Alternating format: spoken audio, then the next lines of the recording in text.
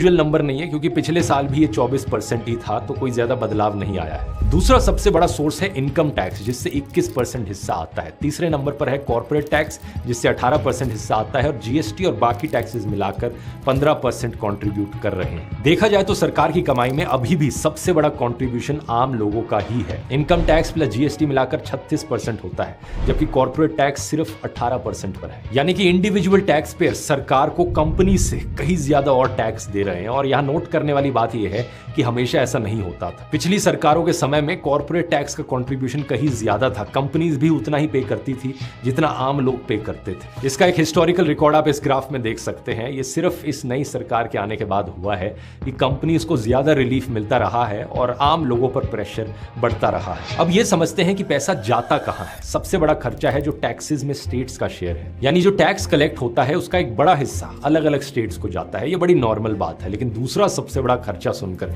शायद आपको हैरानी हो, इंटरेस्ट पेमेंट्स, जो टोटल बजट का 20% खर्चा है। यानी सरकार जो भी पैसा कमाती है उसका 1/5 हिस्सा तो सिर्फ कर्ज के ब्याज को चुकाने में चला जाता है। और